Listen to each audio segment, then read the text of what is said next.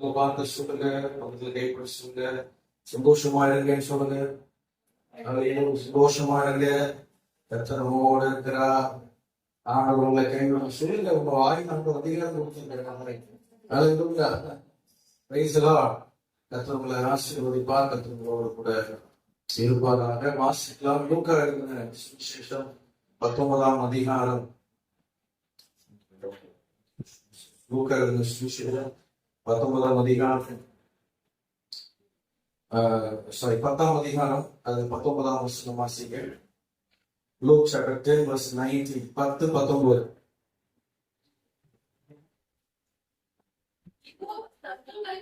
இதோ சர்ப்பங்களையும் தேள்களையும் மிதிக்கவும் சத்துருடைய சகல வல்லமை மேற்கொள்ளவும் உங்களுக்கு அதிகாரம் கொடுக்கிறேன், ஒன்றும் உங்களை செய்யப்படாது. எல்லா வார்த்தைகளும் ஸ்தோத்திரம். ஹல்லேலூயா, ஹல்லேலூயா.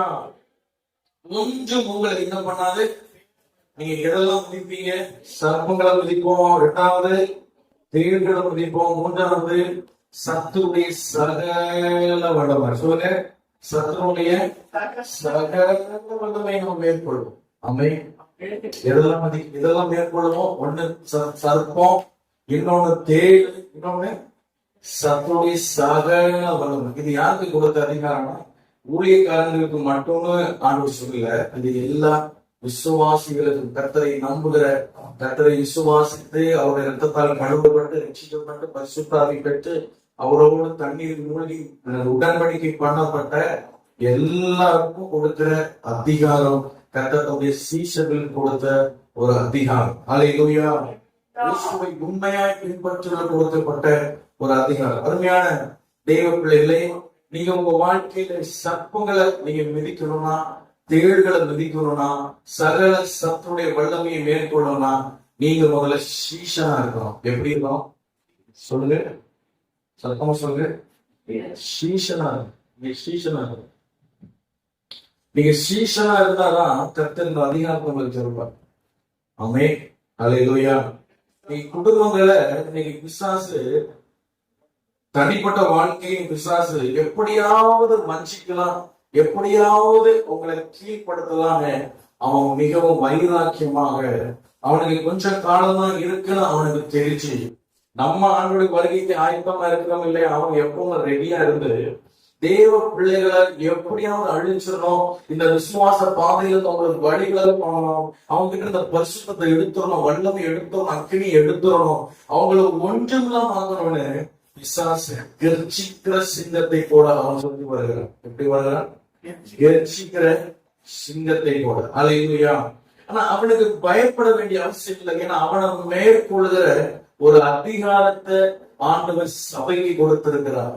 இந்த சபையில யாருக்கு கொடுக்கிறார்? எல்லாருக்கும் இல்ல, சும்மா வந்துட்டு போறவங்களுக்கு இல்ல, சும்மா அட்டெண்டன்ஸ் போடுறவங்களுக்கு இல்ல, சும்மா ஞாயிற்றுக்கிழமை மட்டும் பைபிளை திறந்து வாசிட்டு வீட்டுல உட்கார்ந்து தூங்குகிறவர்களுக்கு அல்ல. ஹல்லேலூயா.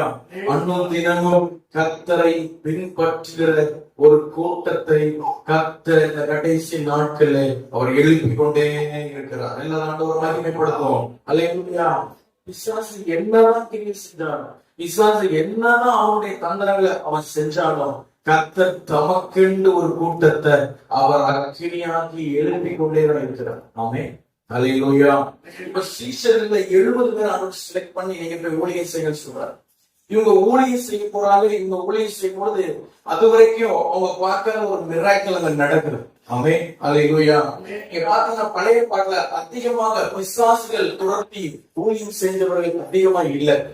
ஒரே ஒரு இடத்துல நம்ம பார்க்கிறோம், தாவீது சுரமண்டலத்திற்கு வாசிக்கும் போது சவுலுக்குள்ள இருந்த அசுத்தாவி வெளியே வந்ததை நம்ம பார்க்கிறோம். மற்றபடி பல நிறைய இடங்கள்ல பிசாசு துரத்தி ஊழியம் செஞ்ச மாதிரி பெரிய அளவுல இல்ல. சுகமாட்டே சொல்லியிருக்காங்க, பயங்கரமான காரியங்கள் ஆவியில பறந்து செஞ்சிருக்காங்க.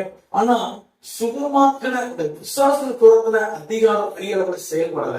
ஆனா புதிய பாட்டுல வரும் பொழுது இயேசு தன்னுடைய சீஷர்களுக்கு பிசாசுகளை துரத்துகிற அதிகாரத்தை அவர் கொடுத்தார். ஹல்லேலூயா. அந்த பொல்லாத ஆவிகள் மேல அதிகாரத்தை கொடுத்தார். ஏன்னா அந்த பொல்லாத ஆவிகள் ஒரு மனுஷனுடைய வாழ்க்கைக்குள்ள வந்துச்சுன்னா இந்த குடும்பத்தை அதை அழிக்காம, அது தரையோடு தரையாக்காம, அது சாம்பலோடு சாம்பலாக்காம அது ஓய்வு இல்லை. பிசாசுக்கு பைபிள் சொல்லுகிறது அவன் கொல்லவும் அழிக்கவும் வருகிறான் என்று வேற எதுவும் அவன் நோக்கம் கிடையாது. ஒரு குடும்பத்துக்குள்ள வர்றாங்கன்னா அந்த குடும்பத்தை ஆசீர்வதிக்கணும், அவங்களுக்கு நிறைய வசதி கொடுக்கணும், அவங்களுக்கு கார் இல்லையா கார் கொடுக்கணும், வீடு இல்லையா வீடு கொடுக்கணும், பிள்ளை இல்லையா பிள்ளை கொடுக்கணும், துணி இல்லையா துணி கொடுக்கணும், அப்படியான நோக்கம் இல்லை. அல்லேலூயா. இந்த குடும்பத்தை அழிக்கணும், அதான் அவருடைய நோக்கம். ஆகவே இயேசு தன்னுடைய சீஷர்களுக்கு ஊழியத்துக்கு அனுப்பும் பொழுது அவருக்கு முக்கியமா 2 அதிகாரம் கொடுத்தார். ஒன்று, பிசாசுகளை நீங்க துரத்துவீங்க, வியாதியஸ்தரை நீங்க சுகமாக்குவீங்க. அல்லேலூயா. நீங்க கைகளை வைக்கும் பொழுது நீ வியாதி மாறும், நீங்க சொல்லும் போது பிசாசு ஓடும். இவங்களும் போய் ஊழியம் செய்யறாங்க, ஆண்டவரத்துல அதிகாரம் வச்சு இந்த 70 பேர் போகிறாங்க. போயிட்டு அவங்க திரும்பி வந்து இயேசுவிடத்துல சொல்றாங்க, ஆண்டவரே உம்முடைய நாமத்தினால் நாங்க பிசாசுகளை துரத்தணும், அவைகள் கீழ்ப்படியுது. அல்லேலூயா, அல்லேலூயா. அவை என்ன செய்யுது? கீழ்ப்படி. ஆச்சரியமா இருக்கு எங்களுக்கு. நாங்க போ இயேசு நாமத்தை போன்னு சொன்னா அதை கீழ்ப்படிது. இன்னும் இயேசு சிலுவையில மறிக்கல, இன்னும் இயேசு பாடுகளை பாடுபடல, இன்னும் ரத்த சிந்தல, இன்னும் பரிசுத்தாவில ஊற்றப்படல பலமாக. ஆனாலும் அல்லேலூயா, இயேசுவின் நாமத்தை சொல்லும் பொழுது இயேசு யார் என்ற நாவிகள் அறிந்திருந்தபடியால் அவைகள் கீழ்ப்பட்டிருந்தது. அல்லேலூயா, அல்லேலூயா. இயேசுவின் நாமத்திற்கு எந்த பொல்லாதாவையும் கீழ்ப்படிந்தே ஆக வேண்டும், கீழ்பட்டே ஆக வேண்டும்.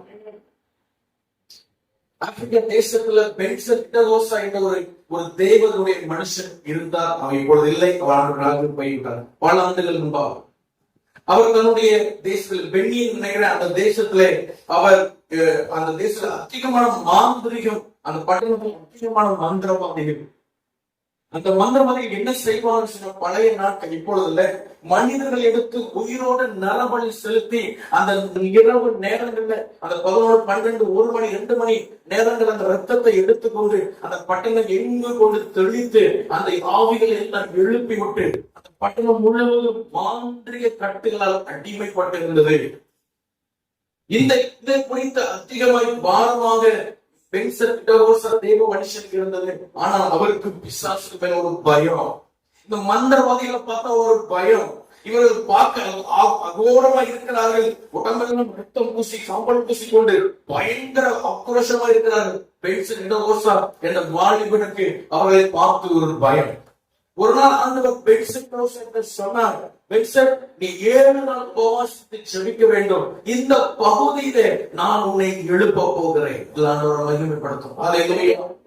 நூற்றுக்கணக்கான மந்திரவாதிகள் ஒரு சின்ன ஏரியாவுக்குள்ள இருந்து கொண்டு அவன் அந்த பட்டணத்தில் மந்திரிகள் சேர்ந்து மிக அளவுல பெரிய அளவுல ரத்தம். கவர்மெண்ட்டுக்கு தெரிந்தும் அந்த நாட்கள் அவர் எந்த ஆக்ஷன் எடுக்கவில்லை. இப்படி இருக்கும்போது அவர் 7 நாள் உபவாசம் பண்ணினார். 7ஆவது நாள் முடியும் பொழுது ஆண்டவர் சொன்னார், இன்னும் 7 நாள் உபவாசிக்க வேண்டும். இன்னும் 7 நாள் உபவாசம் பண்ணினார். ஒரு நாள் அந்த 7ஆவது நாள் முடியும் பொழுது இரவு நேரத்துல தன்னுடைய வண்டியை எடுத்து அப்படியே ஆண்டவரே நான் போக மாட்டேன், எனக்கு பயமா இருக்கு. இவ்வளவு செவித்து இவ்வளவு உபவாசித்து இருதயத்துக்குள்ள ஒரு சின்ன பயணம். இவர்களை பார்த்த ஒருவேளை எண்ணெய் எடுத்துக்கொண்டு அந்த சரீரத்தை வெட்டி என்ன நலவடையாக்கினோட பயம். ஆண்டவர் சொல்ல, நான் உன் கூட இருக்கிறேன், நீ போ. அல்லேலூயா.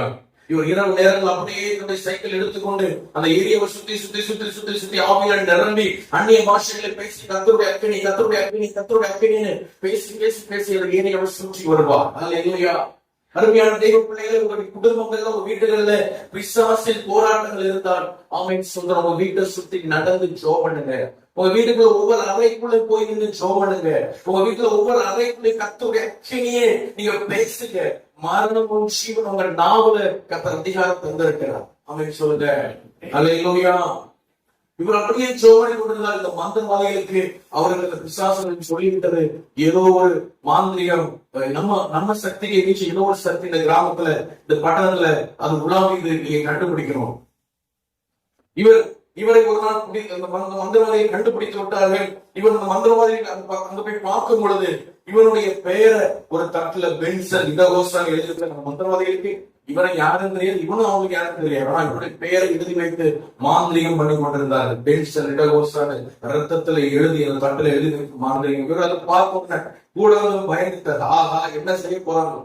இவர் அப்படியே அந்த சைக்கிள் எடுத்துக்கொண்டு வெறும் வீட்டுக்கு வர்றாரு. வரக்கூடிய வழியில ஒரு பெரிய பிசாசு உன்னை அழிக்க, உன் உயிரை குடிக்க, உன்னை அழிக்கிறதுதான் அந்த மந்திரவாதிகளை அனுப்பி இருக்கிறார்கள் என்று சொல்லி கூட எதிர்த்திருந்தது. அந்த நேரத்துல கர்த்தருடைய ஆவியானவர் பலமாய் பென்சன் இடகோசனை இறங்கினார். அல்லேலூயா. அவர் ஆவியில நிரம்பி சொன்னார், வல்லாத ஆவியே, நீ எவ்வளவு பெரிய ஆளா இருந்தாலும், இவ்வளவு உயரத்துக்கு நிற்கிறது, எவ்வளவு பெரிய ஆளா இருந்தாலும் நீ இயேசுவின் நாமத்துல நீ என்னை விட்டு விலகி போ, என்னுடைய சத்தத்தை தொட உனக்கு அதிகாரம் இல்லை அப்படின்னு அவர் அதிகாரத்தோடு சொல்லி வீட்டுக்கு வந்து விட்டார். அல்லேலூயா.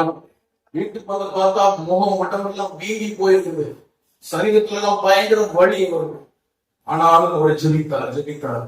ஒரே வாரத்துல அந்த மந்திரவாதிகளின் தலைவன் செத்து போனான். எப்படி செத்தான்னு தெரியாது. கடந்த 3 வாரத்துக்குள்ள 28 மந்திரவாதிகள் செத்தாங்க அந்த கிராமத்துல, பட்டணத்துல. 3 வீக்ஸ்ல ஒரு மனுஷனுடைய முழங்கால், ஒரு மனுஷனுடைய ஜெபம் போகுது. அல்லேலூயா. இந்த கிராமத்துல நான் சொல்லுவேன், ஒருவர் கர்த்தருக்காக எழுப்பினா போதும், ஒருவர் எழுப்பினா போதும். அந்த பெண் இந்த கிராமத்துல பென்சன் இடகோசனை எழுப்பினான். அல்லேலூயா. எத்தனையோ மரித்தவரை செத்து போன பிரேதங்களை உயிரோடு கூட எழுப்பினார். அருமையான தெய்வ பிள்ளைகளே, ஒருவர் தேள்களை சர்ப்பங்களை விதிக்க ஒருவர் கர்த்தருக்கு தேவை. அல்லேலூயா. சத்துடைய சகல வல்லமை மேற்கொள்ள ஒருவர் கர்த்தருக்கு தேவை. இந்த செய்தியை தூரத்திலோ சமீபத்திலோ நீ கேட்டுக்கொண்டிருக்கலாம். நீங்கள் அந்த ஒருவராக இருக்க விரும்புகிறீங்களா? நீங்கள் ஒரு பென்சன் இடகோசனாக இருக்க விரும்புகிறீங்களா? நீங்கள் கர்த்தருக்காக எழுப்புகிற ஒரு சீஷனாக இருக்க விரும்புகிறீங்களா? அல்லேலூயா. அருமையான தெய்வ பிள்ளைகளே, எவ்வளவு நாள் தான் விசாரணைக்கு பயப்பட போகிறோம்? எவ்வளவு நாள் தான் பாவத்துல வாழ போகிறோம்? எவ்வளவு நாள் தான் நம்ம சிந்திக்காம இருக்க போகிறோம்? எவ்வளவு நாள் தான் அபிஷேகம் எல்லாம் வாழ போகிறோம்? கர்த்தருடைய வருகை மிக சமீபமா இருக்கிறது. அல்லேலூயா. அல்லேலூயா. விசுவாசிகள் சீக்கிரம் பரிசுத்தம் வேணும். நீங்க பரிசுத்தமா இல்லைன்னா எந்த விசுவாசம் உங்களுக்கு பயப்படும்?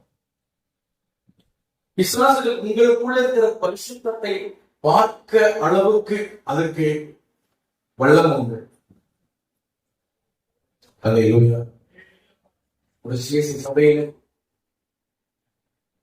திடீரென்று ஒரு அம்மாவுக்கு பேய் பிடிச்சாட்டா, ஆச்சரியம் தான், அங்க சங்காசிக்கிறது ஆடாது.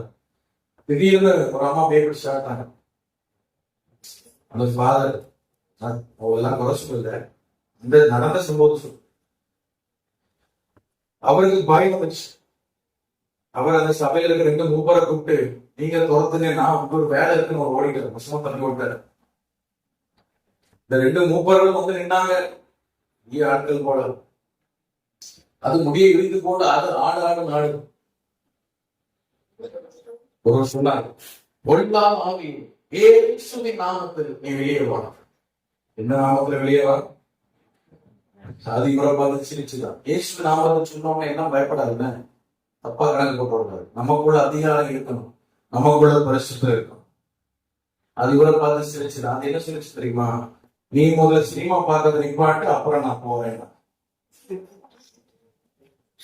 நீ முதல்ல சினிமா பார்க்கறது நிப்பாட்டு, அப்புறம் நான் போறேன்னு சொல்லிச்சாங்க. தெய்வ பிள்ளைகளே, நமக்குள்ள இருக்கிற பரிசுத்தத்தை விசுவாசங்களை பார்க்கணும். நீங்க எல்லா அசுத்தத்தையும் செஞ்சுட்டு, எல்லா சினிமாவையும் பார்த்துட்டு, எல்லா சீரியலையும் பார்த்துட்டு, எல்லா தேவையில்லாத கதைகளும் போட்டுட்டு, சும்மா பார்த்து போட்டுட்டு, கான்ட்ராக்ட் போட்டுட்டு, சும்மா வீடியோ வச்சுட்டு தண்ணி அடிச்சுட்டு இயேசுவின் நாமத்தில் போகணுமே. விசுவாசத்தை விளையாடக்கூடாது, கவனமா இருக்கணும். நான் விசுவாசத்தை மேம்படுத்தி பேசல, கவனமா இருக்க சொல்றேன்.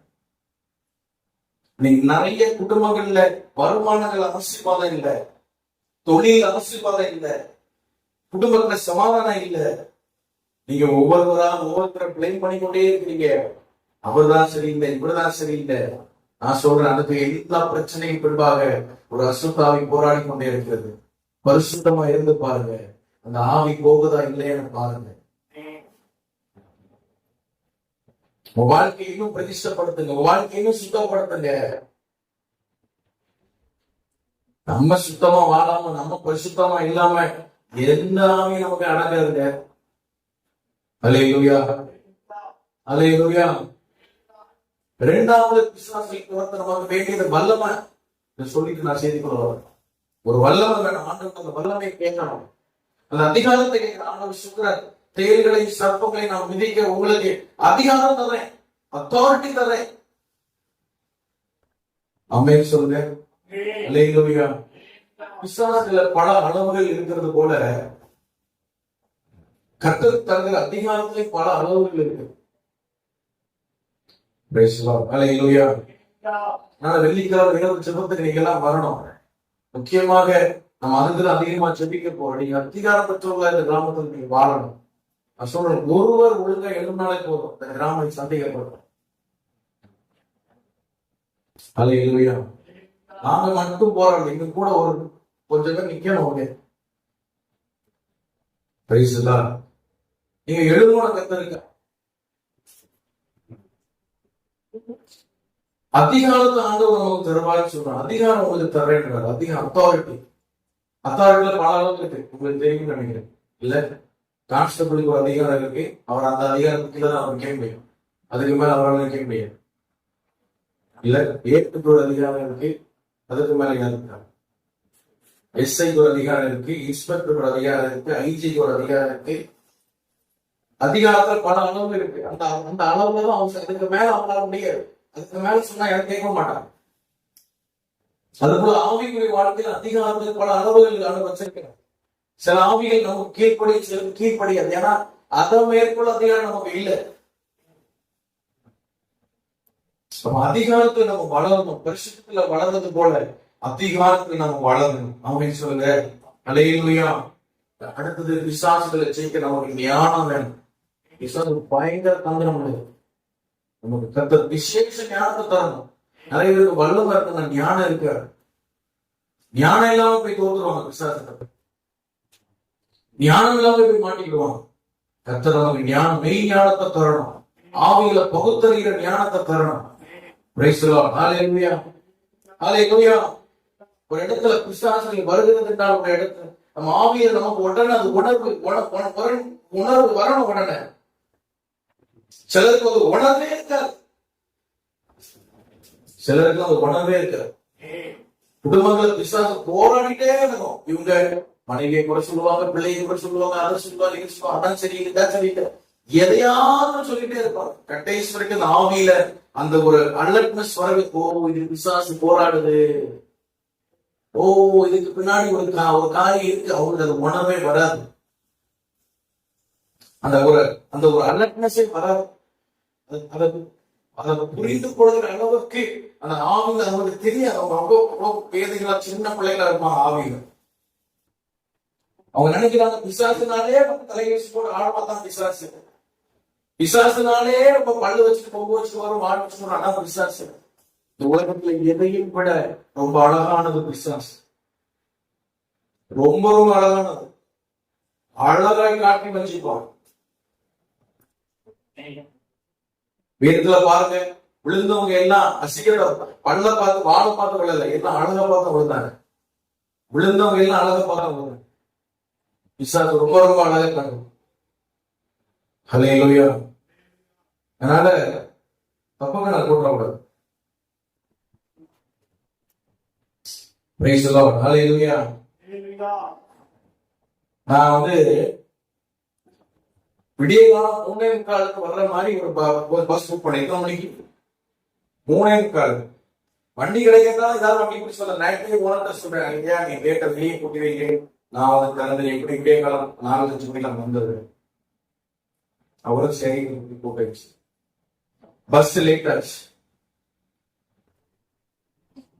அவன் என்னன்னு தெரியல, உறங்கிச்சானா பாதி, நானும் உறங்கிட்டேன். வழியில அவன் உறங்கிச்சானா எனக்கு ரொம்ப லேட் ஆயிடுச்சு. வழியில உடனே இறங்கினேன். அங்க சென்னைக்குலாம் போல, வெளியே இறங்கிட்டேன். திருவள்ளுவர் கிராஸ் வந்துடலாம். இறங்கி ஒரு வண்டியை பிடிச்சேன். அவன் மாறேன் அவன் போய் தள்ளி அங்க எங்கேயோ போயிட்டான். கவனிங்க, ஒரு செய்தி பேசுறதுக்கு பின்னாடி எத்தனை போராட்டங்களை நாங்க சந்திக்கிறோம் நமக்கு சொல்லணும். அல்லேலூயா, அல்லேலூயா. நீங்க சில இதெல்லாம் நிறைய பெருமடிக்க நினைக்க கூடாது. சில இடத்துல பவுல் சொல்றாரு, நான் புத்தீனமா பேசுறேன் அப்படின்னு சொல்றாரு. சில என் புத்தீனத்தை நீங்க சகிச்சு கொடுங்க கொஞ்சம். ஏன்னா தெரியணும் எவ்வளவு நான் அடிபட்டேன், நான் மிதிப்பட்டேன், நான் ட்ரெஸ் இல்லாம கிடந்தேன், அதெல்லாம் எதுக்கு சொல்லணும். ஆனா அவர் சொல்றாரு, ஏன்னா அந்த சபைக்கு புரியல. ஐயா அங்க வரல தூங்கிட்டு இருக்காங்க பார்த்தீங்களா? நான் என்ன தட்டி இருக்கணுமா? தட்டி இருக்கணுமா? உங்களுக்கு தூக்கமான தூங்க வீட்டுக்கு போய் ரைஸ் நான் தூங்காம குளிச்சு குளிக்காம முகத்தை கழுவாம நான் இங்க வந்து நிக்கிறேன். நைட்டு எல்லாம் அடிச்சு போறது. அந்த மீட்டிங் அட்டன் பண்ணி தான் வழி கிடையாது. ஸ்தாபனத்துல இருக்கிறோம். நம்ம எதையும் அப்படிலாம் எடுத்து நம்ம செய்ய முடியாது. எல்லாத்துக்கும் கீழ்படியணும். கர்த்தர் அதையும் பாக்குறாரு. அல்லேலூயா. எனக்கு வல்லவர் இருக்கு தலைமை பாசத்துக்கு மேல முக்கியப்படாது. என்ன வல்லவர் அடங்கிதான் இருக்கணும். அவன் சொல்றத கேட்கதான் ஆகணும். அல்லேலூயா. அப்போ டாக்ஸி வருது. அவன் போறாங்க வடகிழக்கு மாநிலத்துக்கு போறான். டே எங்கடா போற, எங்க வாரம் அரை மணி நேரம் அதுல போச்சு. விசாரிச்சு எவ்வளவு தூரம் நம்மளை கோவப்படுத்துறாங்க. டென்ஷன் ஆகிட்டே எனக்கு. ஆனா அப்படியே ஆவில நேரத்தை ஜோ பண்ணி என்னைய பேசி கூல் பண்ணிட்டே இருக்கு. பஸ்ல வச்சு பஸ்ல எல்லாம் டென்ஷன் ஆயிட்டாரு. பஸ்ஸுக்காக தான் போட்டு திட்டுறாங்க. நான் ஒண்ணுமே யாரையும் திட்டல. என்னை இறக்கி விட்டுருங்க, நான் இறக்கப்படாது. அப்போ அவன் ஒரு இந்து பையன், கையெல்லாம் கட்டியிருக்காங்க. அதெல்லாம் தப்பு பண்ணாங்க காலத்துக்கு முன்னாடி அந்த விக்கிரகத்தெல்லாம். அவனுடைய ஒண்ணுமே சொல்ல சீக்கிரம் போனோம். நீங்க எவ்வளவு ஸ்பீடா போக முடியும், நீ போ, நான் ஜோம் பண்ணிட்டே இருக்கு, போ. அவன் சவுட்டுறான் 50 60 அதுக்கு போக மாட்டேங்கான். அவன் முகத்தை பார்க்கேன், இதை ஸ்பீடோமீட்டரை பார்க்கேன், மேப்பை பார்க்கேன், முகத்தை பார்க்கேன், ஸ்பீடோமீட்டரை பார்க்கேன். எனக்கு ஒண்ணு சத்தம் பண்ணவும் முடியாது. சத்தம் விட்டா நமக்கு டிஸ்டர்ப் ஆயிடும். அப்புறம் வந்து பிரசங்க பண்ண முடியாது. நமக்கு அந்த டென்ஷன் ஆயிடும். ரெண்டாவது அவங்க ஆண்டவர் அறியாத பையன் நம்ம வெள்ளை கூட நிற்கிறோம். அவன் ஆண்டு நாம முடிச்சுருக்கோம். நிறைய விஷயங்களை யோசிச்சு சரி நம்ம ஜோமன்ட்டே பாண்டவரே ஆவின சொன்ன நீங்க ஒன்னும் கவலைப்படாதீங்க, பேசாம இருந்த பார்த்தேன் சொல்லிட்டே இருக்காரு. அவர் ஒரு பக்கம் பேசிட்டே இருக்காரு, எனக்கு ஒரு பக்கம் டென்ஷன் ஆகிட்டே இருக்கு. அப்படியே சீக்கிரம் கிட்ட வரும். அவன் சொல்றான், இந்த வண்டி போகாது, இது திரும்பி போகாது. போலீஸ் அப்படி திரும்பி வந்து எப்படி 10,000 உனக்கு தெரியும். நான் சொன்னேன், அதெல்லாம் உனக்கு ஆவியில எப்பவுமே இருக்கணும். எப்பவுமே நம்ம ஆவி விழிப்பா இருக்கணும், அலர்ட்டா இருக்கணும். ஆவியில நீங்க இருக்கணும். அல்லேலூயா. அந்த ஆவியில இருக்கிற நிறைய விஷயங்கள் ஆவியில சால்வ் பண்ணி பழகுங்க. உடனே மாம்சத்துல இறங்காது. உடனே போலீஸ் சத்தம் பண்ணுறது உங்களுக்கு அறிவு கிடையாது. அந்த போர்டு வைக்கப்படும், எங்க போர்டு வைக்கப்படும், ஒரு சத்தம் மட்டும் ஒரு பதம் கிடையாது. போயிட்டே இருக்கும். ஆண்டவராக தூசிக்கப்படும். நம்ம தேவையில்லாம டென்ஷன் ஆகி நமக்கும் பிரஷர் கூடி நமக்கு தலைமை இருக்கு. ஆவியில சால்வ் பண்ண என்ன பண்ணலாம் சொல்லி போகணும்.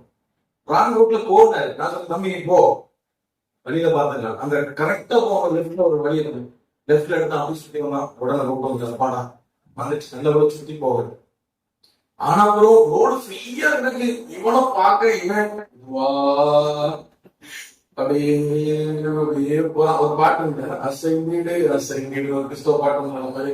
அசைந்தி போது வண்டி சரி வந்தாச்சு. திருவள்ளுவர் நான் சொன்னேன், எனக்கு டைம் ஆச்சு. நான் நினைச்சேன் பேச சுப்பாயிரம் அப்படின்னு தான் இருக்குது. எல்லாம் அயன் பண்ணி இங்க வந்து நம்ம பழுது டக்குனு சட்டையை மாற்றிடுவோம்.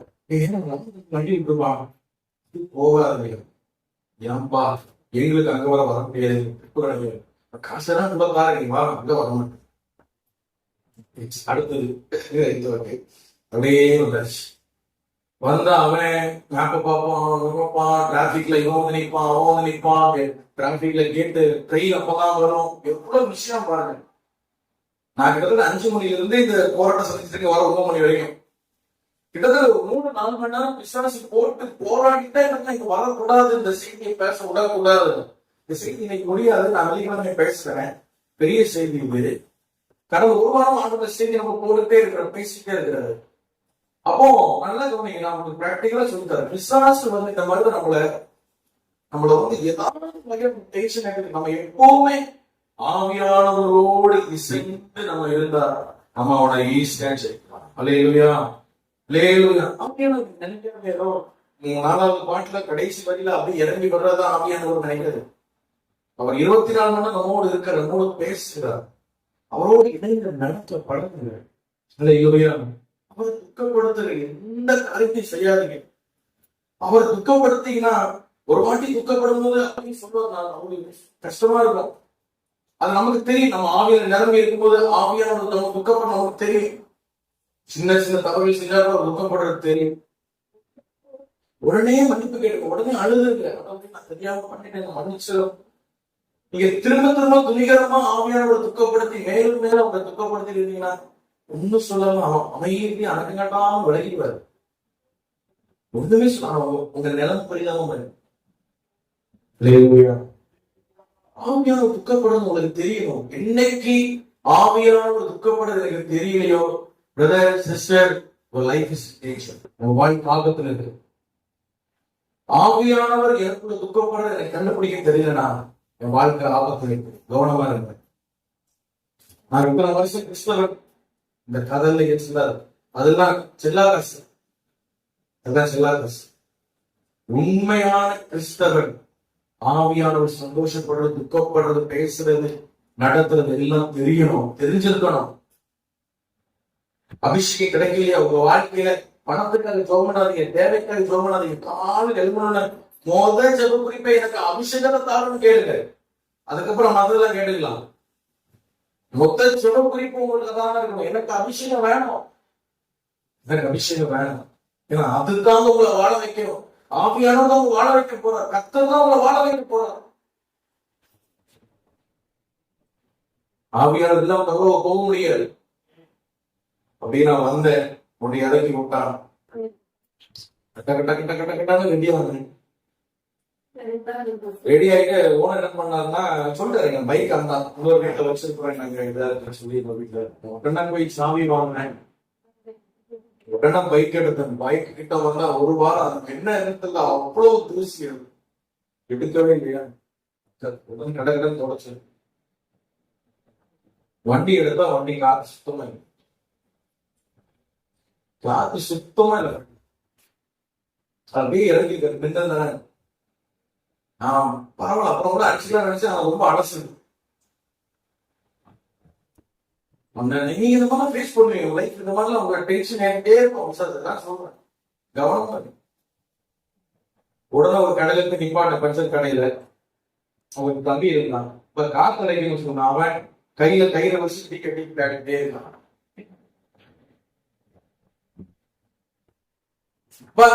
சீக்கிரமாவா காத்து அடைக்கணும் அப்படிங்க. அவனுக்கு கொஞ்சம் மனநிலை பாதிப்பு பையனுக்கு. எனக்கு தெரியாது, எனக்கு புரியலப்பா. ஐயோ, அப்பதான் புரிஞ்சுட்டு எனக்கு. இப்போ சரிப்பா இல்ல ஒண்ணு இல்லைன்னு வண்டி எடுத்து ஒரு கடைக்கு போனா அவன் அங்க விடுங்க இங்க விடுங்க, அந்த திருப்ப இங்க திருப்ப, எப்பா காத்தானப்பாடி அடைச்சிருச்சு. அடைச்சிட்டு வண்டி எடுத்து ரெண்டு அடி நவர்ல வண்டி பெட்ரோல் தான் நிற்கும்.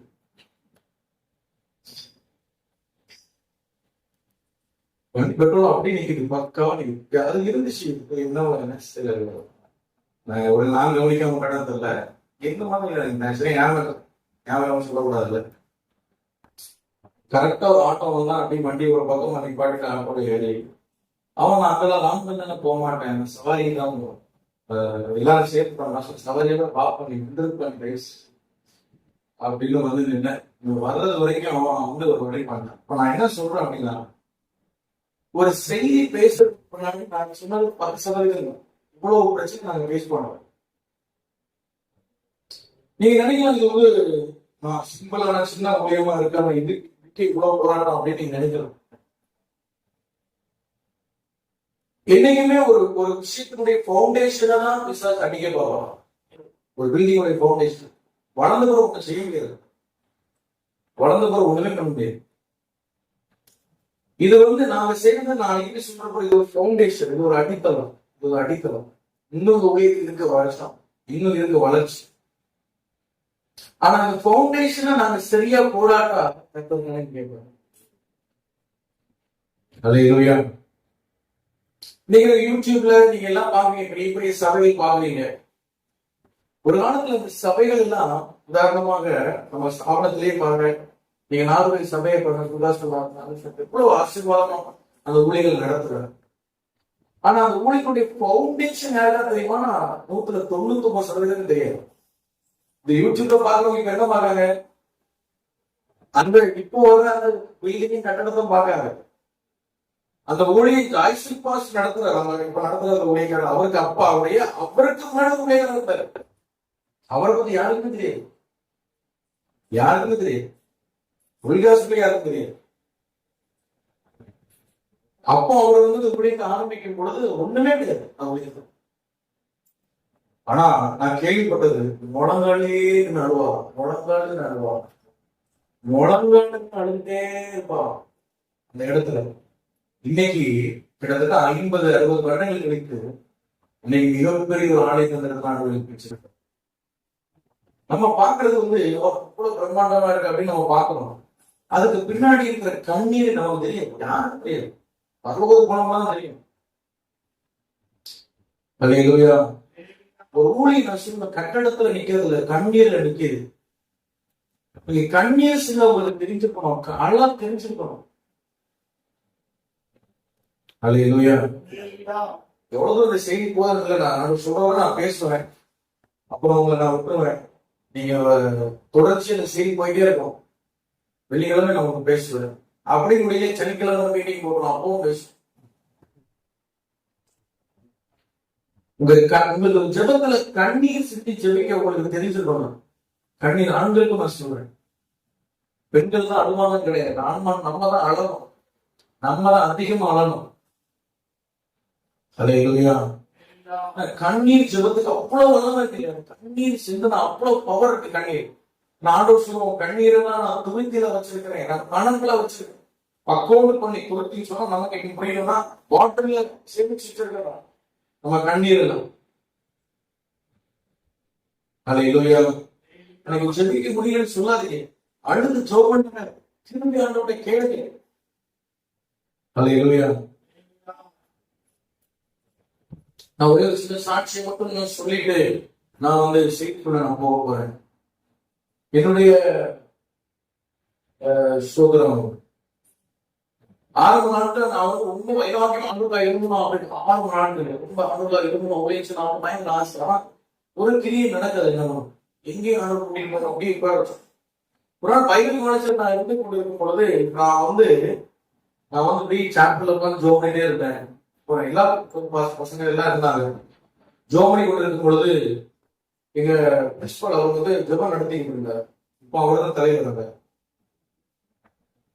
ஜெபம் நடத்தி முடிச்சு செய்தி முடிச்சு கடைசி ஜெபத்துல இந்த இடத்துல இருக்கிற ஒருவருக்கு கண்ணீர் ஜெபத்தின் ஆவி, உள்ள உடையின் ஆவி ஆண்டவர் ஊற்றுகிறார் அப்படின்னு சொன்னார். ஒருவர் மேல ஊற்றுகிறார். நான் அப்ப கூட நினைச்சிட்டு இருக்கேன், வேற யாருக்கு ஆண்டவர் பேசுறாருன்னு அப்படி அங்கே நின்றுட்டு இருக்கிறேன். என்ன அறியாமலே என் சரீரத்தை தாண்டி என்ன கட்டுப்படுத்த முடியாத ஒரு வல்லமை என் மேல இறங்கிச்சு. அந்த இடத்துல என்ன அறியாமலே மழை கடமை வந்துட்டு நான் ஏன் ஆளுநரை எதுக்காக எனக்கு தெரியாது. அவர் அப்படி சொல்லிக்கொண்டே ஒருவர் மேல ஆண்டவர் உள்ள உடையின் அபிஷேகத்தை ஊற்றுகிறார். அவர் சொன்ன அதே வார்த்தை, ஒரு நாளைக்கு 10 நேரம் ஜெபித்தாலும் 10 நேரமும் அழுது ஜெபிக்கிற ஒரு கிருபை உண்மையில இறங்குது. நீ அதை ரிசீவ் பண்ண பெற்றுக்கொள் சொல்லிட்டே இருக்க. நான் இல்ல நினைச்சிட்டே இருக்க. நான் என்ன அறியாமல ஒரு மனிதன் என் மேல இறங்கு, என் மேல அப்படி ஒரு மேகம் போடுறது கூட என் கண்ணெல்லாம் கண்ணீரா இருக்கு, நிறைஞ்சு எங்களை கண்ட்ரோல் பண்ண முடியாது, கண்ணை திறக்க முடியல. அந்த நாள்ல இருந்து எப்போ ஜெபித்தாலும் கண்ணீரை கண்ட்ரோல் பண்ண முடியும். அல்லேலூயா. அதுக்கப்புறம் தான் ஆண்டவர் ஊழியர்கள் அடுத்த லெவலுக்கு எடுத்துக்கொண்டு போனாங்க. ஊழியர்கள் பைபிள் காலேஜ் படிக்கும் போதே ஆண்டவர் பயன்படுத்தினாங்க, பெருமைக்கு சொல்றது. அல்லேலூயா. நான் பைபிள் படித்துக் கொண்டிருக்கும் ஒரு என்னோட சீனியர் ஒரு போராட்டம் ஒரு பிக்ஸ் மாதிரி வந்தது. இரவு நேரங்களில் ஊழ இருவார் நிறைய கூட அப்படியே ஒரு நாள் லைஃப்ல இருக்கும்போது பிக்ஸ் வந்து எல்லாம் பிக்ஸ் வந்து நம்ம பிடிக்க முடியாது. ஒரு 10 பேருக்கு மேல நம்மளுக்கு அப்படியே அடிச்சு உதறிடுவார் எல்லாரையும். அப்படியே பெட்ல கொண்டு நம்ம ஒரு 10-15 பேர் நம்ம பிடிச்சி கண்ட்ரோல் பண்ண முடியல.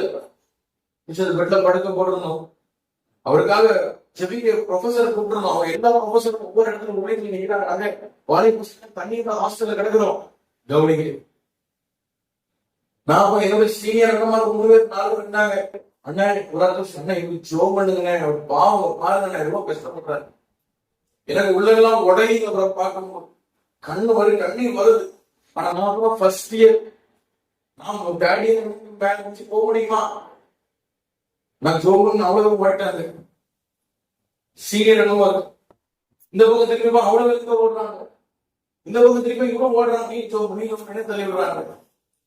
நான் இருக்கு, நான் சீக்கிரம் என்னமாலாம் இல்லை, நான் இருக்கு எல்லாம் ஓட்டா நீ ஜோ பண்ண வேற வழியில் அவர் ரொம்ப பிக்ஸா தலையில கை வச்சு காடு அழுது. எனக்கு உண்மை ஜெபிக்க போனது ஆவில நிரம்பியும் அழுது.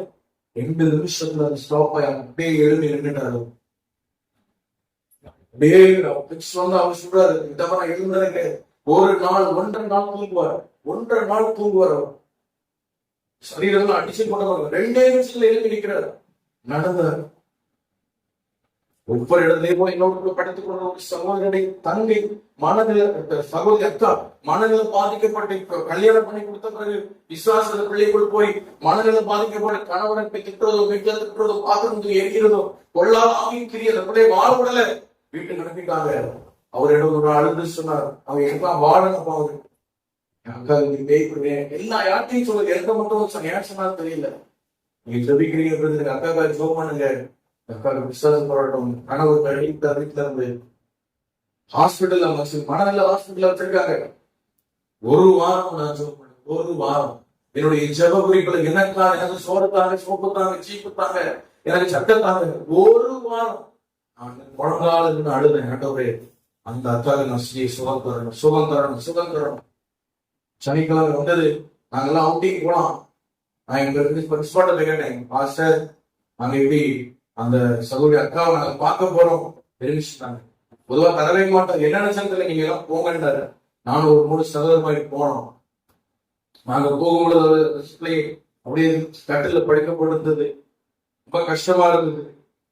இவ்வளவு தூரம் இருக்கும் அந்த பிள்ளை, அந்த படத்துல இருக்கா, நான் இங்க நிக்கிறேன். இவ்வளவு தூரம் இருக்கும், டிஸ்டன்ஸ் இருக்கும். கைகளை நீட்டி ஜெபம் பண்ணேன். வெளியே வரணும், அப்படியே பாத்திரம் தூக்கி எரிஞ்சார். அடுத்த நாள் அவர் வந்து ஓடி வந்து என்னை கட்டி பிடிச்சார். என்ன கேட்டேன், மக்கள் சரியாயிடுச்சு. ஆண்டவர் மகிமைப்படுத்தணும். அல்லேலூயா, அல்லேலூயா. கண்ணீருக்கு வளம் உண்டுங்க. உங்க கண்ணீருக்கு வளம் உண்டு. உங்க டியர்ஸ் ஹஸ் பவர். உங்க கண்ணீருக்கு இந்த பிசாசுகள் நடுங்கிற வளம் அவங்க இருக்கு. அழுது ஜோமணி பாருங்க. அல்லேலூயா, அல்லேலூயா.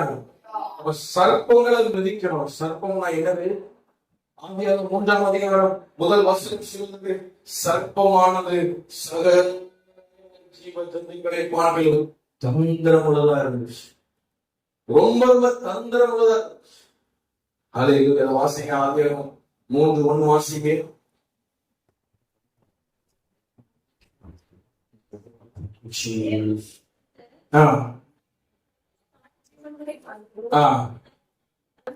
சர்ப்பமானது எப்படி இருந்துச்சா? தந்திரம் உள்ளதா இருந்துச்சு. எப்படி இருந்துச்சு? கண்ணீர். தந்திரம் என்று சொன்னா ஒரு ஆதாயத்தை முன்னிட்டு மறைமுகமாக கவிழ்க்கிற ஒரு வித்தையை, ஒரு வழிமுறையை கையாளுறதுதான் தந்திரம். இன்னைக்கு நிறைய கிறிஸ்தவர்கள் கூட தந்திரமா இருக்க, ஞானமா இருக்க மாட்டாங்க. எந்த ஒரு விஷயத்த பேசினாலும் தந்திரமா பேசுறாங்க. எந்த ஒரு காரியத்தை தந்திரமா அதுல ஏதாவது இவங்களுக்கு ஆதாயம் இருக்குமான்னு பாக்குறாங்க. அல்லேலூயா. தேவர்களை ஞானம் உள்ளவனா இருக்க வேண்டும்.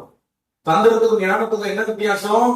தந்திரம் உள்ளவன் சுயநலமா இருப்பான், ஞானம் உள்ளவன் பெருநலமா இருப்பான். அவன் நல்லா இருக்கிறது நினைப்பான்.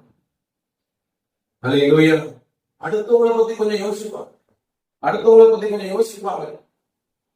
தந்திரம் உள்ளவன் அவனை மட்டும் மட்டும்தான் யோசிப்பான். அவன் நல்லா, அவன் காரியம் நடக்கணும். என்ன பேசினாலும் என்ன செஞ்சாலும் இவனுக்கு ஏதாவது லாபம் உண்டா, ஆதாயம் உண்டா? ஒரு பாஷை சொல்லுவாங்க, ஆதாயம் நம்ம சொல்லியது அந்த மாதிரி அவனுக்கு ஆதாயம் பார்ப்பான். தெய்வ பிள்ளைக்கு தந்திரமா இருக்க சொல்லுங்க. அல்லேலூயா.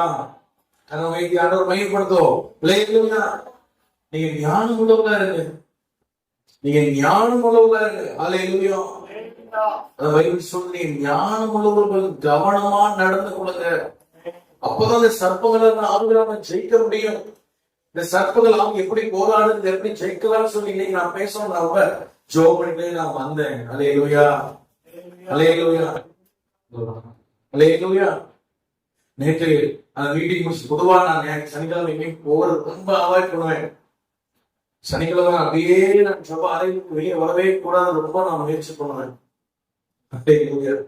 ஆனா சனிக்கிழமை நேரத்துக்கு மீட்டிங் முடிச்சுட்டு கொஞ்ச நேரம் நான் காலையில ஜோம் பண்ண ஆண்டவரே எனக்கு ஜெபிக்க திருப்தி இல்லை, ஒழுங்கா ஜெபிச்ச மாதிரியே இல்லை. 2 மணி நேரம் நான் ஜெபிக்கிறேன், எனக்கு திருப்தியே இல்லை. ஜெபிச்சு திருப்தி வரக்கூடாதுங்க. என்னைக்கு நமக்கு திருப்தி வந்துட்டோம் அன்னையோட நம்ம வளர்ச்சி நிற்பேன். ஆமென். அல்லேலூயா. ஆசை தீரவே கூடாது, ஜெபிச்சு ஆசை தீரவே கூடாது. நம்ம முடிவு பண்ண ஆண்டவரை நம்ம பஸ்ல ஏறணும், அதுதான் என் செல்வாங்க. என் பக்கத்துல யாரும் வரக்கூடாது, நான் ஒருவேளை சத்தம் மட்டும் யாரும் கேட்கக்கூடாது. அது வேற பாருங்க, அன்னைக்கு வேற ஒருத்தர் வந்து பஸ் புக் பண்ணல, பஸ் எப்படியா வருது. அல்லேலூயா. எனக்கு முந்தின சீட்ல அங்க ஒருத்தர், எனக்கு முந்தின அங்க ஒருத்தர். அவன் நான் நினைச்சேன், இதுதான் என் ஜெபாரா. அல்லேலூயா. இதுதான் என் ஜெபாரா, இதுதான் என் ஜெபாரா. அப்படியே படுத்தேன். கொஞ்ச நேரம் ஜோம் பண்ணிருந்தேன், கொஞ்சம் தூக்கம் வந்தது. பரவாயில்ல தூங்க 1 hour அப்படியே தூங்கினேன். அப்புறம் எழுதி ஜோம் பண்ணிருந்தேன். அல்லேலூயா. ஒவ்வொரு ஜெபத்தை ஜெபிக்க சிரமோடு நான் விட யாரும் கேட்டாலும் இந்த செய்தி எனக்கு வந்துச்சு. அப்படியே செய்தி ஒண்ணுமே எனக்கு அப்படியே எனக்கு அதிகமே வருது, ஒவ்வொன்றா வருது, ஒவ்வொரு வார்த்தையா. அல்லேலூயா. தெய்வ பிள்ளைகள் நீங்க ஜெபிக்கிறவர்களா இருக்கணும், நீங்க ஞானம் உள்ளவர்களா இருக்கணும். அல்லேலூயா. நீங்க ஜெபிக்க ஜெபிக்க ஜெபிக்க ஜெபிக்க ஜெபிக்க இந்த சர்ப்பங்களின் ஆவிகளை மேற்கொள்கிற ஞானத்தை ஆண்டவரை தந்து கொண்டே இருப்பார். அல்லேலூயா. உங்க ஆவி ரொம்ப அழகாயும், இது சர்ப்பம், இது சர்ப்பத்தின் ஆவி உங்களுக்கு கரெக்டா தெரியும். உங்களை கண்டுபிடிச்சுவீங்க. என் குடும்பத்தை இதுதான் அழிக்குது, இதுதான் பிரச்சனை, நீங்க கண்டுபிடிச்சுவீங்க. அல்லேலூயா. அல்லேலூயா. கர்த்தருடைய நாமம் மையப்படட்டும், கர்த்தருடைய நாமம் மையப்படட்டும். பல நாட்கள்ல ஒரு வீட்டுக்கு நான் போயிருந்தேன். அந்த வீட்டுக்குள்ள நான் என்டர் பண்ணோம். அங்க இருக்கும் பொழுது, அந்த வீட்டுக்குள்ள இருக்கும் பொழுது திடீர்னு எங்க இருந்தோ ஒரு பாம்பு, ஒரு சர்ப்பம் அப்படியே அந்த பொருட்கள் அப்படியே ஓடி வெளியே வருது. அல்லேலூயா. நீங்க நம்ப மாட்டீங்க, ரெண்டு தடவை போய் அடிச்சு போனாங்க. ரெண்டு சர்ப்பம். அவங்க இது எங்க இருந்தே தெரியாது, எங்க வந்த பிறகு வெளியே வருது. ஆண்டவர் சொல்றாரு, அவங்க என்ன தெரியுமா, அங்கிருந்து வருது, இந்த பக்கம் வேலை இருக்கு, இந்த பக்கம் ஓட இருக்கு, அங்கிருந்து வந்து இங்க இருந்து வருது. ஆவியானவர் இல்ல, குடும்பத்துக்கு விரோதமா போராட்டம் இருக்கு. அல்லேலூயா. அலர்ட்னஸ் தான் ஆவியில. நம்ம நினைக்க வந்தனால ஒரு இதனால ஒரு பாம்பு வரனால நம்ம நினைப்போம் அங்க இருந்து வருது, இங்க இருந்து. இல்ல, எல்லாத்துக்கும் அப்படி கிடையாது, எல்லா விசாரம் கிடையாது. சில நேரங்கள்ல இந்த வேலைகள் இருக்கு, வரும், அதுவும் உண்டு. ஆனா பக்கத்துல எந்த மரங்களும் செடிகளை கொடிகளும் இல்லாத ஒரு வீட்டுக்குள்ள திடீர்னு வருது, ரொம்ப கவனமா யோசிக்கணும். சில குடும்பங்கள் வீட்டின் விரோதமாக சில கிரியைகள் இருக்கும். அல்லேலூயா. சில அபிஷேகம் பட்ட தெய்வ பிள்ளைகள் போகும்போது இருக்க முடியாம வெளியே வரும். ஆண்டவர் காசு தருவா இருந்தாவாறு இருப்பீங்க. ஆமென். அல்லேலூயா. கர்த்தர் உங்களை ஞானம் உள்ளவளாய், செபிக்கிறவளாய், ஆவியை வெளிப்படையவளாய் மாற்றுவாராக. கர்த்தர் எல்லாம் மகிமைப்படுத்துவோம். அல்லேலூயா. அதே வருஷத்தப்பட்ட வாசகங்கள் நான் ஜோன் எனக்கு போகிறேன். வெள்ளிக்கிழமை எல்லாரும் நீங்க வரணும். அல்லேலூயா. வருவீங்களா? வெள்ளிக்கிழமை வருவீங்களா? நீ வருவீங்களா? 7 மணிக்கு வர முடியாது, 9 மணிக்கு வர முடியாது. அவர் இங்கேயே சொல்லிட்டாரு, சபையில நான் பொய்யே சொல்ல மாட்டேன், உண்மையே சொல்றேன். தயவு செஞ்சு வாங்க. நீங்க ஜெபிக்கிறவங்க, நீங்க ஆவியில் அலர்ட்னஸ் உள்ளவங்களா மாறணும். இன்னும் சபைக்கு வராதவங்க அம்மா எல்லாம் கூட்டிட்டு வந்துருங்க, சரியா? எல்லாம் நீங்க ஜெபிக்கிறவங்களா மாறணும். கர்த்தர் இந்த கிராமத்துல உங்களை அப்படி பயன்படுத்தணும். அல்லேலூயா. இந்த இடத்துல இருந்து ஒரு ஊழிய சனத்துக்கு எழுதணும். அதனால நான் ஜெபம் பண்ணி கொண்டு இருக்கிறேன். அப்போ 2 Corinthians 3:2 நீங்க வாசிக்கும் பொழுது ஒரு வசனத்தை நம்ம வாசிக்கும். 2 Corinthians 3:2-3 வாசிக்க.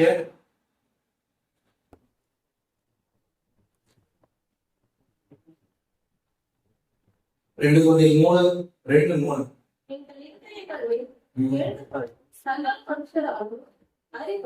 தப்பா சொல்றோம். ஒரே நிமிஷம். 2 Corinthians பிரைஸ் லார்ட் 2ஆம் அதிகாரம் இல்ல, கர்த்தருடைய 4ஆம் அதிகாரம் இல்ல, நான் தப்பா படிச்சேன். பிரைஸ் லார்ட் ஸ்தோத்திரம். 11ஆம் அதிகாரம் 2 Corinthians 11:2-4. Sorry, 2 Corinthians 11:2-3. நான் உங்களை கற்புள்ள கன்னிகையாக கிறிஸ்து என்னும் ஒரே புருஷனுக்கு ஒப்பு கொடுக்க நியமித்தபடியால் உங்களுக்காக தேவ வைராக்கியம் கொண்டிருக்கிறேன். ஆகிலும் சர்ப்பமானது தன்னுடைய தந்திரத்தினாலே ஏவாளை வஞ்சித்தது போல உங்கள் மனதும் கிறிஸ்துவை பற்றிய உண்மை நின்று விலகும்படி கெடுக்கப்படுமோ என்று பயந்திருக்கிறேன். 2 வசனத்துல 2 வார்த்தைகள் உங்களுக்கு ஹைலைட் பண்ணி காண்பிக்க விரும்புகிறேன். ஒண்ணு, வைராக்கியமா இருக்கிறேன். என்னோட பயந்து இருக்கிறேன். ஒண்ணு, எப்படி இருக்கிறேன்? வைராக்கியமா இருக்கிறேன். இன்னொன்னு, நான் பயந்து இருக்கிறேன். ஏன்னா நான் ஏன் உங்கள் மேல் அவ்வளவு வைராக்கியமா இருக்கிறேன்? ஏன்னா உங்களை கற்புள்ள கன்னிகையாக கிறிஸ்து ஒரே புருஷனுக்கு ஒப்பு கொடுக்க நான் நியமித்தபடியா. யூதர் கலாச்சாரத்துல ஒரு பெண்ணை அவன் திருமணம் செய்த, அதாவது என்கேஜ்மெண்ட் முடிந்து போன பிறகு அந்த பெண்ணை வெளியே எங்கேயும் விட மாட்டாங்க. கிட்டத்தட்ட 1 வருஷம் அந்த பெண் எப்பொழுதும் தினமும் தன்னை அலங்கரித்துக் கொண்டு மணவாளன் வருவதற்காக அவள் தினமும் ஆயத்தமா இருப்பாள். மணவாளன் எப்போ வருவான்னு தெரியாது. இன்னைக்கு கூட டைம், டேட்டு, நேரம் எல்லாம் பிக்ஸ் பண்ண மாட்டாங்க அவங்க. நம்ம பிக்ஸ் பண்ண முடியல டைம். காலை 10 மணிலிருந்து 12:30 இதுக்குள்ள தாண்டினா அவங்க கஷ்டம். இந்த மாதிரி நேரத்தான் பார்க்க கூடாது. நேரமே கிடையாது. எப்போ வரலாம் தெரியும். தினமும் தானே அலங்கரித்து ரெடியா இருப்பா. 1 மாசத்துல வரலாம், 6 மாசத்துல வரலாம், 1 வருஷத்துல வரலாம். இவன் தினமும் ரெடியா இருப்பா. மணவாளன் வந்து வீட்டுக்கு வந்து மணமகளை அழைப்பு சின்னதா சொல்றேன், வந்தது. அது போல கிறிஸ்து ஒரு நாள் வரப்போகிறார். அல்லேலூயா. கிறிஸ்து வருவார், வந்து மத்திய ஆலயத்திலிருந்து சபை எடுத்து சொல்வார். அதனால நான் என்ன பண்ண போகிறேன் அப்படின்னா, நான் உங்களை கிறிஸ்துவுக்கு நியமித்தபடியால் உங்களை கற்புள்ள கன்னிகையாய் கடைசிவரை காக்கணும் அப்படின்னால நான் தேவ வைராக்கியம் கொண்டிருக்கிறேன். அல்லேலூயா. அப்போ தேவ பிள்ளைகள் கவனிங்க, நீங்க பரிசுத்தம் உள்ளவர்களாக இருக்கணும். நீங்க கடைசி வரைக்கும் தேவ பிள்ளைய பரிசுத்தம் உள்ளவர்களாக இருக்கணும்னு யார் வைராக்கியமா இருக்கிறார்? நான் தேவ வைராக்கியமா இருக்கிறேன். தெய்வ வைராக்கியமா இருக்கு. நீங்க பரிசுத்தம் உள்ளவர்களா இருக்க வேண்டும் என்று கர்த்தர் இருக்கிறாரா? வைராக்கியம் உடையவா இருக்கிறாரா? அந்த வைராக்கியம், இவ்வளவு வைராக்கியம் தெய்வம். அந்த வைராக்கியத்தை சிலுவையில நிரூபித்தார். சபை பரிசுத்தமா இருக்கணும், சபை என்னோடு கூட வந்து ஆளுகை செய்யணும். அதுக்காக ஒரு வைராக்கியம் உடையவரா இருந்தார். தெய்வ வைராக்கியம் உடையவரா இருந்தார். நீங்க பரிசுத்தம் உள்ளவங்களா இருக்கணும், நீங்க தெய்வனுக்காக வாழணும்னு நீங்க எவ்வளவு ஆசைப்பட்டீங்க எனக்கு தெரியாதா? கர்த்தர் வைராக்கியம் உடையவரா இருக்கிறார். அவங்க சொல்லுது. அல்லேலூயா. அதனாலதான் நம்ம எவ்வளவு தூரம் அவர் பின்னாகி போனாலும் திரும்ப நம்ம அழைத்து அரவணைத்து மன்னித்து நம்மளை திரும்ப அபிஷேகம் திரும்ப உருவாக்கி ஏன்னா அவர் வைராக்கியம் உடையவரா இருக்கிறார். உங்களை எப்படியாவது தேவ ஆசை கொண்டு சொல்லுவாங்க, சுத்தமா வாழ வைக்கணும். பவுல் சொல்றார், தேவ வைராக்கியம் எனக்கு இருக்கு, தேவ வைராக்கியம் கொள்ளுறேன். உங்களை பிரசுத்தம் உள்ளவர்களா கடைசி நிறுத்துவதற்கு, தேவ வருகையில் நீங்க போவதற்கு நான் வைராக்கியம் உள்ளவரா இருக்கிறேன். அவ்வளவு வைராக்கியமா இருந்தாலும் அவர் சொல்ற நான் பயப்பட்டேன். அல்லேலூயா. அவ்வளவு வைராக்கியம் நான் என்ன செய்யறேன்? நான் பயப்படுறேன். ஏன்னா சர்ப்பம் ஏவாள வஞ்சித்தது போல உங்களை ஒருவேளை வஞ்சித்துருமோ நான் பயப்படுறேன். அல்லேலூயா. நான் பயப்படுறேன். இதோ நான் செய்து முடிக்கிற நேரம் ஆயிடுச்சு. நேரம் ஆயிடுச்சு. திரும்பிலாம் முடிக்கணும். நான் பயமா இருக்கு சொல்றேன். ஏன்னா இவ்வளவு வைராக்கியம் இருந்தாலும் சர்ப்பம் ஏமாந்து இதை மேற்கொள்ள நான் என்ன நான் முதல்ல சொன்னது போல 2 விதமான காரியங்கள் உண்டு, நிறைய இருக்கு. ஆனா நீங்க செபித்தருவலாமா?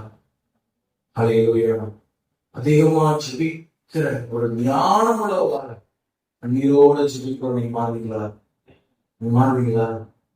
அதிகமா கத்தற்காக ஜெபிக்கிறவங்க நீங்க மாறணும். வேதத்தை அதிகமா வாசிக்கிறவங்க நீங்க மாறணும். பேசுகிறோம். அலையிலுயா. அதை குறித்து நான் உங்களுக்கு பேசுறேன். வெளிக்கிறவங்க நான் உங்களுக்கு பேசுறேன். முடிந்தால் அதுல முடியாத சனிக்கிழமை நான் உங்களுக்கு பேசுறேன். நீ வைராக்கியங்கிறதுனால கத்தர் இருக்கிறார். இதில் குணநலன் படிக்கலாமா? ஜோம் பண்ணலாமா? கத்தர் வைராக்கியம் இருக்கிறார். அதே வைராக்கியத்தை ஊழியருக்கு கொடுத்திருக்கிறார். சபை ஊழியருக்கு கொடுத்திருக்கிறார். வைராக்கியம் தேவனுடைய வைராக்கியம் அந்த தெய்வம் அந்த சொல்றாங்க. பயப்படுறது காரணம் தந்திரங்களது உங்களை வஞ்சித்தோம், உங்களை திரும்ப உங்களுக்கு அபிஷேகத்தை எடுத்துக்கணும். நான் பயப்படுறேன். இன்னைக்கு நம்ம எல்லாரும் ஷோ பண்ண போகிறோம். அது இன்னைக்கு நான் நினைக்கிறேன் கிட்டத்தட்ட 3/4 மணி நேரம் நான் பேசுறேன். ஆண்டவர் உங்களோட என்ன சப்ஜெக்ட் பேசுறாரு, என்ன காரியத்தோடு ஆண்டவர் உங்களோட இடைப்பட்டாரு எனக்கு தெரியல. ஆண்டவர் என்ன பகுதியோட இடைப்பட்டாரோ அதை வச்சு ஜோம் பண்ணுங்க. ஒருவேளை இந்த செய்தியே எனக்கு தான் நினைச்சா மனுஷ ஒப்பு கொடுத்து ஜோம் பண்ணுங்க. ஆண்டவரே கண்ணீரோடு செபிக்கிற ஒரு பிள்ளையா நீங்க மாற்றணும்ப்பா. நான் கண்ணீரோடு செபிக்கிற ஒரு பிள்ளையா நீங்க என்ன மாற்றினாங்களே. நன்றி அப்பா. எனக்கு அலையிலோ எனக்கு அந்த கண்ணீர் அபிஷேகம்